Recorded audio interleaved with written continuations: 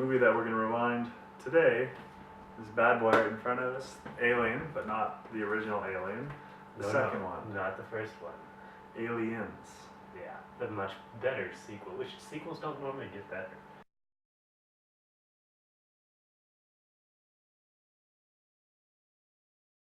I have to say, I tried to watch it again from a 2011 perspective.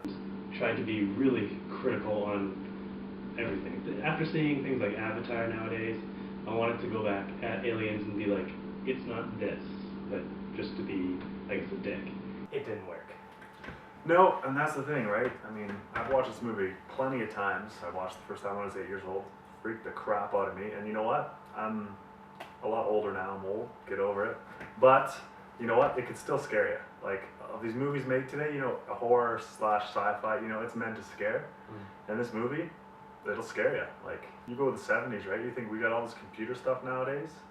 I mean, the computer stuff doesn't even come close to what they do, and this is just all like animatronics and stuff. On that note, the animatronics, very good idea, because the following movie that came after this one, the Aliens 3, horrible movie. To this day, nothing really compares with the mechanics of these aliens, and like the Avatar technology we have doesn't compare to the type of thought process that went into each one of these machines that ended up being the aliens. Back in the day, James Cameron's old aliens were something of a creature, like a really smart, sentient being that's just an animal of sorts, a beast. Somewhere along those lines, between that late 70s period and now, we lost touch with this beast-type alien, this creature that's kind of scary. Not this alien that's like, you know, cute and cuddling.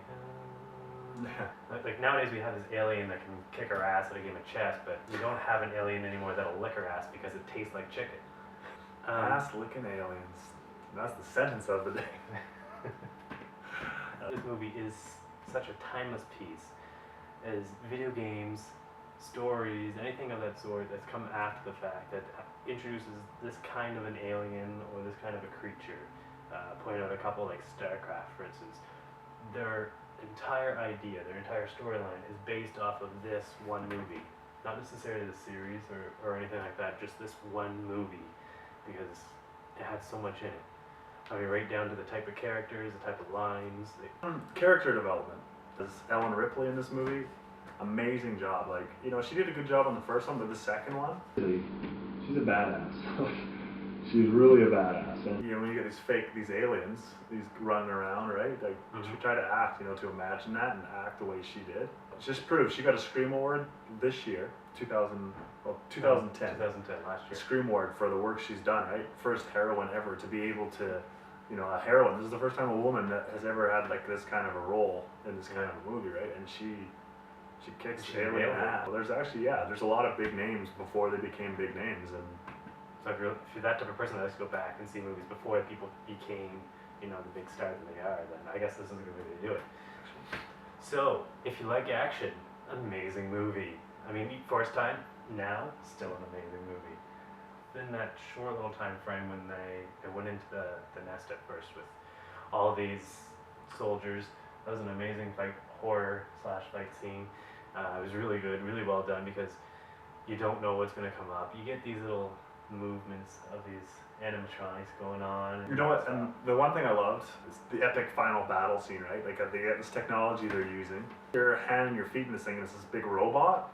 And for like the way they made that work, like I don't know, you know, how they got it to move and stuff. But the loader. Yeah, the loader. The loader. Yeah. The cargo loader. Yeah, like that thing is just an amazing piece of hardware, and like that's just like I'm showing it off. Like we can do this too, not just aliens. Goddamn. This is Ripley versus against, you know, this badass alien in this machine, right? And this is when she steps up and she's like, whoa, I'm not afraid anymore. I'm here to own it. I'm gonna lick your ass.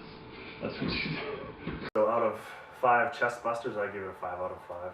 5 out of 5 as well. So that's 10 out of 10 Chestbusters.